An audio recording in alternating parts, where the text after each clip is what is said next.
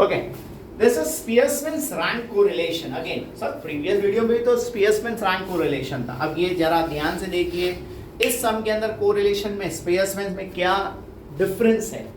Now जब हम इस वीडियो को देखते हैं या इस क्वेश्चन के अंदर देखते हैं कि भाई 13 रिपीट हुआ है, नजर आ रहा है, whenever any number is repeated, so this type of a question is known as repeated rank correlation। I hope समझ में आया। अब रिपीटेड रैंक कोरिलेशन एग्जाम के अंदर 100% आपको या तो एक रिपीटेड आएगा या तो नॉन रिपीटेड आएगा। नसीब अच्छा रहेगा तो दोनों आ जाएगा, बट एक तो 100%। अगर आपका 100 मार्क्स का पेपर है तो 8 मार्क्स का क्वेश्चन जनरली आता है, और अगर आपका 50-60 मार्क्स का पेपर है तो you get for 5 marks definitely 100% ये क्वेश्चन एग्जाम के अंदर आना ही आना है। ठीक है, ध्यान दीजिए। Now R1 what is written in the blue will be given as a question, R1 R2 D square। I hope यहां तक सबको समझ में आया। क्लियर क्लियर, ठीक है, ये हमारे को डेटा दिया जाएगा, ध्यान से लीजिए। R1 again I compare with the X, सबसे बड़ा number is 21 first rank, 20 is my second rank, third, fourth. अब देखेंगे हम 15 हमारे पास दो बार है, आई होप नजर आ रहा है, 15 रिपीट हुआ है, नजर आया। तो अब फिफ्थ और सिक्स्थ बुरा लगेगा, सिक्स्थ और फिफ्थ बुरा लगेगा, तो हम इन दोनों की एवरेज देते हैं, फिफ्थ और sixth. Is it 5.5? 5.5। I hope 5.5 5.5 समझ में आया कैसे दिया। फिफ्थ एंड सिक्स्थ दोनों का average 5.5 plus 6 divide by 2। Next one is, अब हमारा फिफ्थ रैंक सिक्स्थ रैंक चला गया, next one will be 7, 13 again is repeated, I hope नजर आ रहा है। तो 13 को हम क्या करेंगे, तो 7 हुआ, 7 के बाद कौन था, 8 और 9, तो इन दोनों का एवरेज कौन बनेगा, yes very good, 8.5 is 8.5 and 8.5।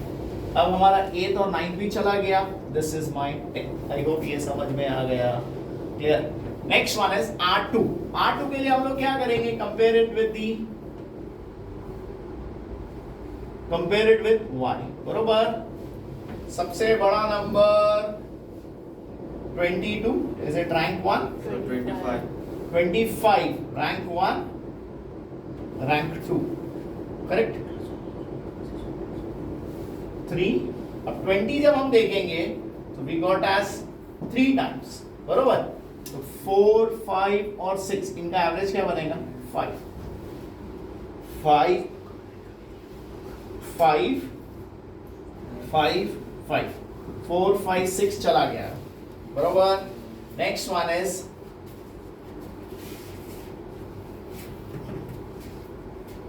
7, 8, 9 and 10। आगे का सिस्टम बहुत सिमिलर आएगा, क्या लिखेंगे हम लोग, D 10 minus 1 is it 9, 9 का square is 81, ignore minus, is it 2.5,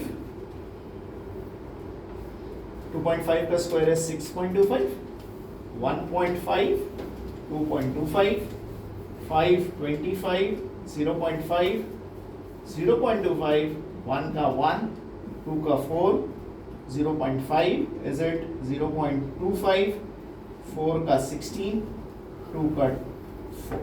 hope यहाँ तक समझ में आया।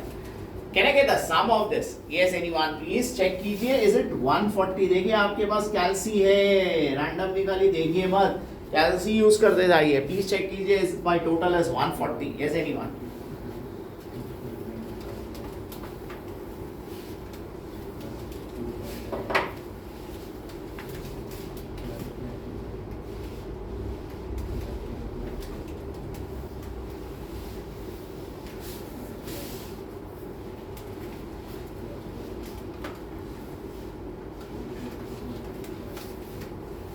Okay, I call the total as 140। Now repeated rank में एक थोड़ा सा तामझाम बढ़ जाता है। क्यों ऐसा बढ़ जाता है, क्योंकि रिपीटेड रैंक का हमारा फॉर्मूला है 1 माइनस, नॉर्मली हमारा फॉर्मूला क्या था, 1 minus 6 submission of D square upon n square minus 1, बरोबर। लेकिन अगर ये रिपीटेड रैंक होगा तो हमारा एक फॉर्मूला में पार्ट बढ़ जाएगा, 6 submission of D square plus CF। यह CF does not mean cumulative frequency, ठीक है। यहां पर CF कैसे निकालेंगे, तो देखिए कैसे निकालते हैं। सबसे पहले CF1, इसका फॉर्मूला है m स्क्वायर माइनस 1 अपॉन 12। ये 12 कहां से आया, घर से नहीं आया है, ना कोई काउंटिंग से आया, याद रखिए ये हमारा फॉर्मूला का पार्ट है। बहुत सी बार क्या होता है, स्टूडेंट का कंफ्यूज हो जाता है, भाई 12 कहां से आया। नाउ CF1, इसका फॉर्मूला क्या बनेगा, m is the number of time repeated. जैसे हमने देखो यहां पर मार्क किया RR, तो कितनी बार रिपीट हुआ है, 2 बार रिपीट हुआ है। सो हमारी वैल्यूज कैसे बनेगी, 2 स्क्वायर माइनस 1 अपॉन 12। कैलकुलेट करोगे 0.5 आएगा। पहले 2 का square 4 minus 1 3, 2 6 divide by 12 0.5।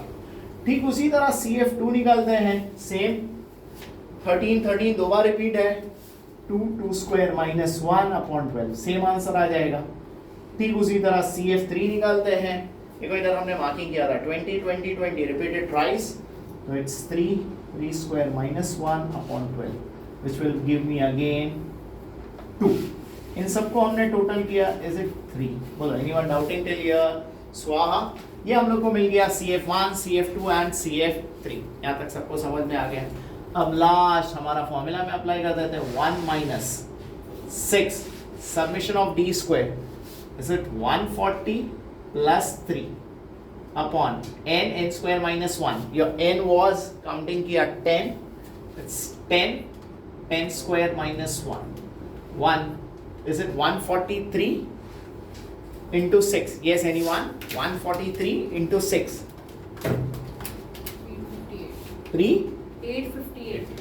858 upon 990. 1 minus 858 divided by 990. Calculate करोगे, is it 0.866?